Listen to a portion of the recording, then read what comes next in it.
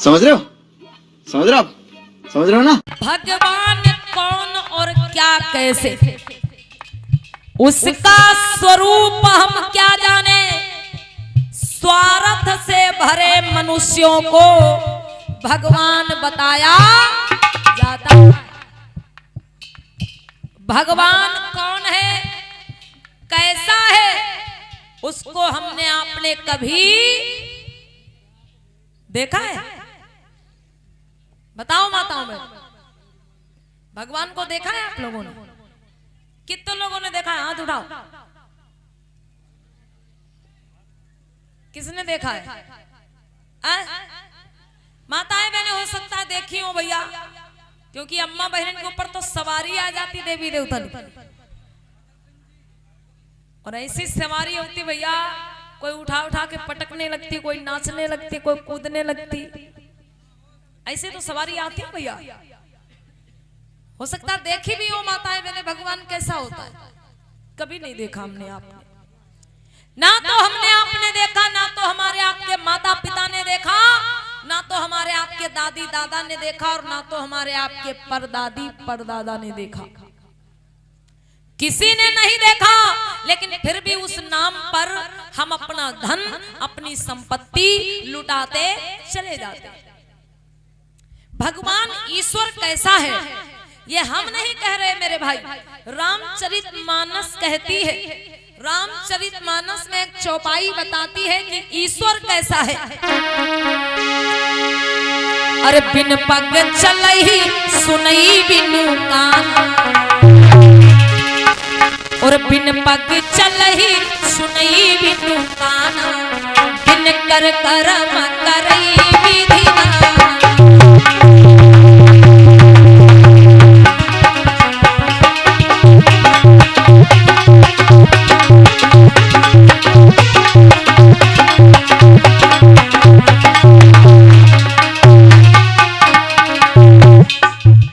रामचरितमानस में चौपाई कहती है ईश्वर कैसा है। बिन पग चलही सुनई बिनु काना, और बिन कर कर्म करई विधि। ईश्वर जो है वो निराकार है। बिन पग चलही, बिना पैरों के चलता है। सुनई बिनु काना, बिना कानों के सुनता है। और बिन कर कर्म करई विधि नाना, बिना हाथों के वो नाना प्रकार के काम भी करता है। ईश्वर जो है वो निराकार है भैया। उसके ना तो हाथ है, ना तो पैर है, ना तो कान है, ना तो आंखें हैं, ना तो नाक है, ना तो मुंह है।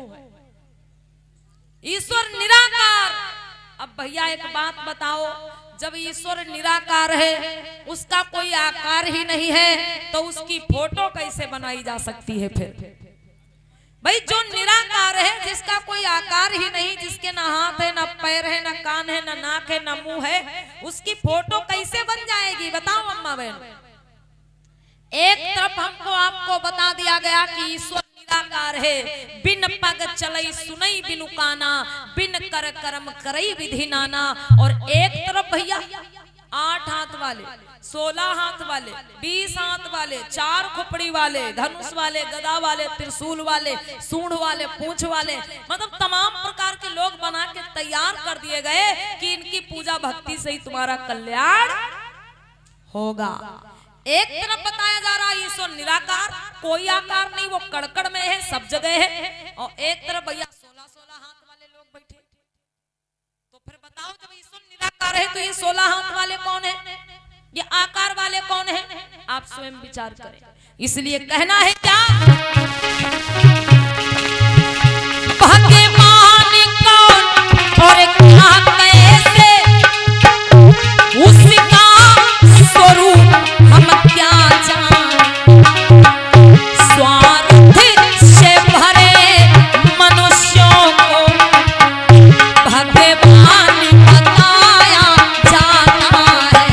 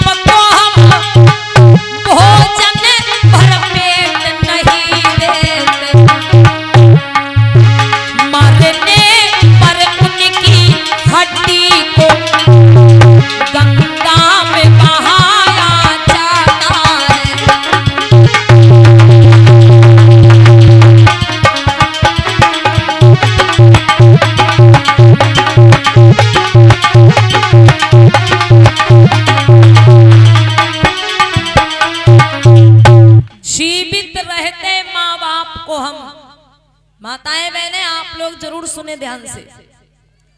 जीवित रहते माँ बाप को हम भोजन भरपेट नहीं देते और मरने पर उनकी हड्डी को गंगा में बहाया जाता।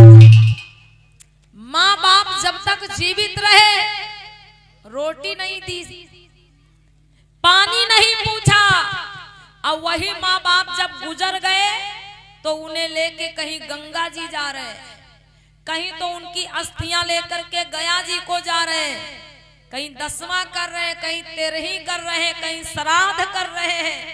क्या मतलब मेरे भैया, जीते जी आप अपने माँ बाप को पानी नहीं दिए, अब मरने के बाद गंगा पहुंचाओ चाहे गया, उन्हें कुछ नहीं मिलने वाला। कहा गया कि जियत पिता के दंगिम दंगा, जियत पिता के दंगिम दंगा, मतलब बप्पा का सुकून से नहीं रहने दिए घर में। जियत पिता के दंगिम दंगा और मरे पिता पहुंचा में गंगा। जियत पिता के मुक्कालात, जियत पिता के मुक्कालात और मरे पिता को दाली और भात। जियत पिता के सुनई न बात, जियत पिता के सुनई न बात और मरे पिता को करई श्राद्ध। माँ बाप जब तक जीवित रहे भैया उनकी कदर नहीं की, उनकी बात नहीं मानी, उनको पानी नहीं दिया, अपने आप से दूर कर दिया, अलग कर दिया। और जब माँ बाप मर गए गुजर गए तब कहीं गंगा जी लेके जा रहे हैं, कहीं गया जी लेके जा रहे हैं, कहीं 10वां कर रहे हैं, कहीं 13ही कर रहे हैं, श्राद्ध कर रहे हैं, कुछ नहीं उन्हें मिलने वाला। माताएं बहनें बंधुओं, आपके माँ बाप जब तक जीवित हैं उनकी सेवा कर लीजिए, मरने के बाद आप उनके लिए कुछ भी करें उन्हें मिलने वाला नहीं है।